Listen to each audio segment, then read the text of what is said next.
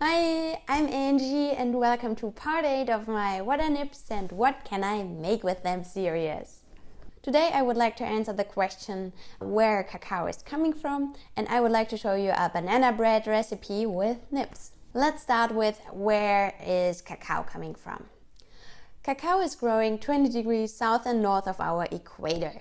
This means it's pretty hot and humid. So it's about 27 degrees Celsius or higher with a lot of rainfall. The cacao tree itself is between 12 to 15 meters and it grows only in lower altitudes, about 700 meters above sea level, because it needs to be protected from wind. Otherwise it would damage the crop. Sometimes mother trees are surrounding the cacao tree to protect it even from the wind. Sometimes you will find cashew trees around cacao trees to protect it from the wind. The tree is starting growing pods, that's the fruit, within 2 to 3 years. It will take about 6 to 7 years to give a full yield. So that's quite a long time. Cacao beans are growing inside of a pod, and I would say it's a mix between a melon and a football.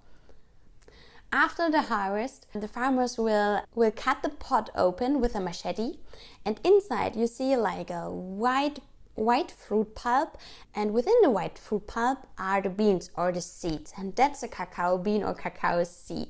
That's what goes into our chocolate. Pulp and beans are getting fermented and dried, and after shipping I receive them and I turn it into chocolate or nibs. From which country is most of the cacao worldwide coming from? I've made a little chart. Let's take a look at that. Ghana and the Ivory Coast are definitely the top players here, but also a lot of cocoa is coming from Indonesia. Just a quick example what the rest countries are. It's, for example, Madagascar, it's Vietnam, it's Colombia, it's Mexico, it's Honduras. There are also so many different origins. Now that we've learned a little bit more about cacao and cacao nibs, I want to show you my recipe of the banana bread. For me, it's more like a banana bread XL muffin thing with nibs, but whatever it is, let's just start with that. The reason why I want to make banana bread today is because we have pretty crappy looking bananas at home. I peel the bananas, rip them more or less apart in little pieces. After that I'm adding 2 cups of almond meal and 3 tablespoons of applesauce, 2 tablespoons of chia seeds, 2 tablespoons of almond oil, about a cup of hazelnuts and some baking powder, salt and cinnamon.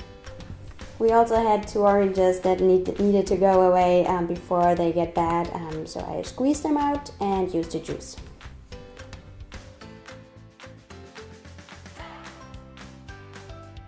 Next step, I'm using 3 tablespoons of my cacao nibs. Next step is I'm peeling an apple. Usually I love to use Granny Smith apples because they're pretty sour, but we haven't had them at home. So just cut them and add them to your mix. This is a pretty chunky dough, so that's absolutely normal. At the end I always want to test a little bit of the raw dough, because sometimes it needs more sweetness, sometimes it doesn't. Today we're good. We have 4 very ripe bananas, 2 oranges and an apple, so it's enough sweetness for today, but sometimes I will add maybe a little bit of honey or a little bit of sugar. And I greased a couple of molds, filling them in with the dough, cutting a small banana to add the banana slices on top. Also using a couple of almond slices because I just like it when there's a bit of crunch on top, and that's it. Now it goes into the oven for the next 35 to 40 minutes and at 180 Celsius or 350 Fahrenheit. When the timer is beeping, allow your muffins to cool down a little bit before you release them. There are no eggs or flour in the dough, that's why it's a little bit more brittle. Let it rest for at least 20 minutes after you put them out of the oven. But then you're good to go. Thanks for watching my video, and if you liked it, hit the subscribe button.